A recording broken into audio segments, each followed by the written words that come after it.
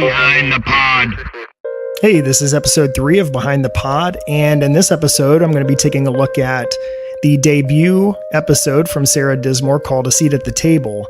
And I have to be honest, this is really one of my favorite episodes that I've ever produced. It's really different than the others that I've done. And it's been interesting over the last 2 episodes receiving the vocal files from both Jess and Sarah, and then putting on my headphones and listening to what they've recorded. I get to feel the words for the first time while I'm listening, and then that starts to give me an idea of how and what I'm going to be recording and what that sounds like artistically whenever it's expressed through the final product. And really, I'm trying to get the synergy between the spoken word and the musical components. And I think in this episode, it happens really more than it ever has in any other episode. Of course, with Jess's episode, it had this raw, edgy feeling and a sound that matched what I was hearing with her words. So that completely made sense. With Sarah's vocal tracks, I picked up something a whole lot different. I began to hear some unsettled frustration early on. And then I began to hear some longing in what she was saying. And I knew that from the very beginning that I wanted there to be a marriage between what I was hearing and then what I was expressing musically. And so very really, whenever you hear unsettled frustration, that is the piano piece. The piano piece represents unsettled frustration. And then when you hear the guitar piece, it represents longing. So you have these 2 sounds at the very beginning. One represents frustration and the other represents longing.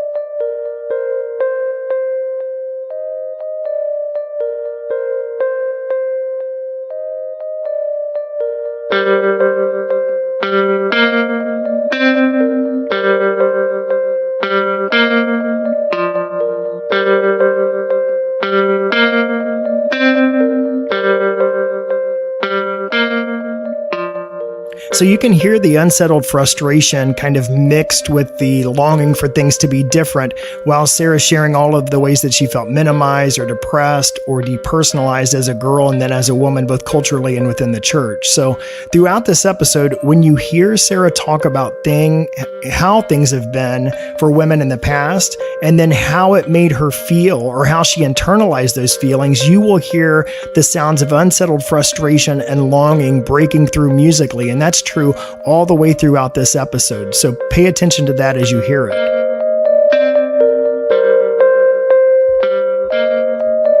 So establishing these emotions early on with these instruments was absolutely essential, because every sound that you hear in this episode represents something and tells the story musically. So while there's one narrative that's going on with Sarah sharing her story, there's another narrative with the music that's going on below the surface.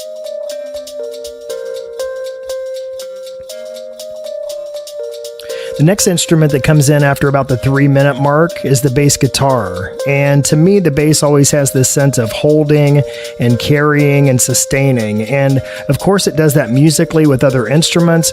But I started thinking about how in this place of unsettled frustration and longing, how there was something there with Sarah and with each of us and our weakness during those times of longing that holds us and carries us and sustains us. And to me, that's the embrace of the Spirit. So obviously, I didn't want some standard boring bass line. I needed a bass line that sounded creative and beautiful, as I would expect from the Spirit. So here it is.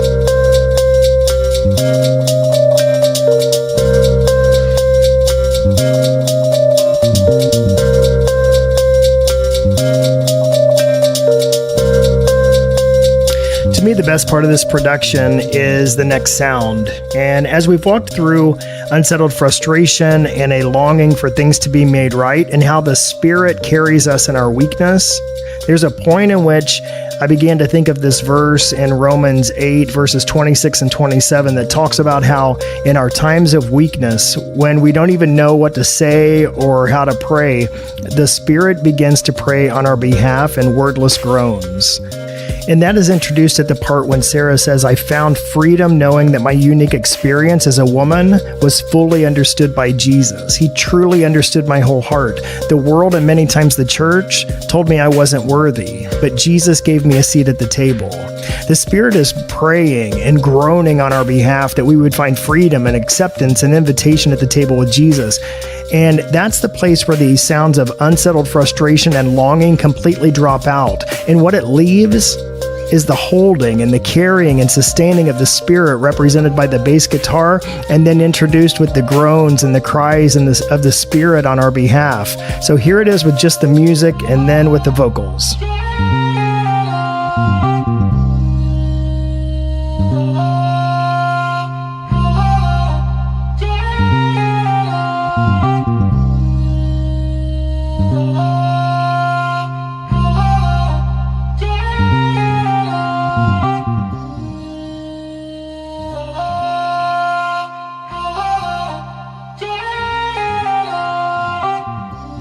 And here it is now with the vocals. The woman was fully understood by Jesus. He truly understood my whole heart. The world and many times the church told me that I wasn't worthy, but Jesus gave me a seat at the table. And that is the most beautiful thing. His table is open to everyone, no exceptions. And my flawed female self was fully invited to sit right there, right at the feet of Jesus, and simply be with him. My wrecked life, my rebellion, my self-inflicted wounds, my undeserved mistreatment, my abuse, my baggage. Jesus didn't flinch. And Jesus won't flinch at your darkest things either. His invitation is forever. It's after this moment of breakthrough where, unfortunately, the Spirit, the way that the Spirit is represented musically, begins to be suppressed once again and silenced by the cultural forces that continue to suppress women. So what you hear is the old sounds of frustration and longing come back in, and while you hear those sounds, you can hear the bass line, which is the Spirit carrying us and sustaining us, holding us up during that time of frustration and longing, and you can hear that here.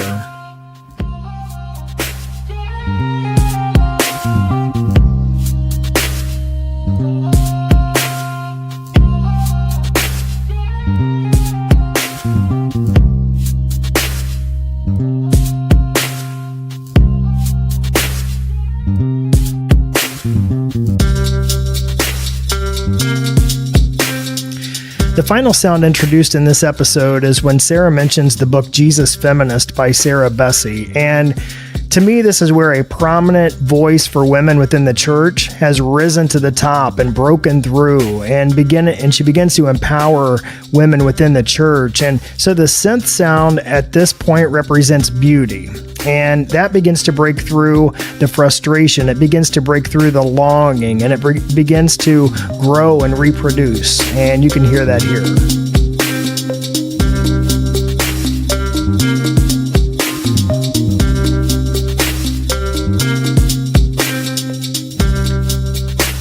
The final low point of the episode is when we're confronted with the question to male leaders about when they're going to stop using one or two verses to justify their suppressing and minimizing of women from being equals within the church. And you can hear that right here. But I wonder, how much longer will it take for the male pastors, elders, and leaders to stop using one or two verses completely out of context to keep women out of leadership roles? I'll be bold here and say that any view that minimizes or suppresses women in the church go completely against what Christ's teachings are all about. The ending is a fantastic litany of how Jesus flipped the script for women. And so what you hear the sounds of frustration and longing dissipate, and you hear the sounds of the Spirit groaning, the sounds of the Spirit carrying and sustaining, and then you hear the beauty that is breaking through the surface and silencing the voices of suppression. And the last part, after Sarah says, "Give them a seat at the table," ends with the cry of the Spirit for all of us. And you'll hear that right here. Men, these are your wives, sisters, mothers, daughters. They're your friends. Acknowledge the value they bring to your life and loosen the grip of control you think the Bible is commanding, when the real command is to love. So champion the women around you. Love them. Equip them. Trust them. Listen to them. let them lead, let them teach, let them preach, and, like Jesus, give them a seat at the table.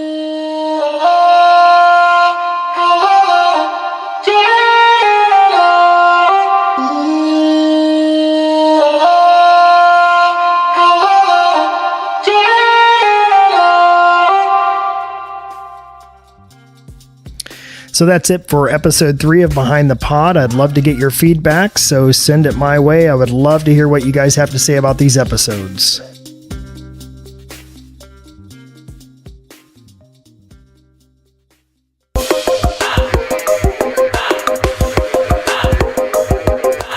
Behind the Pod.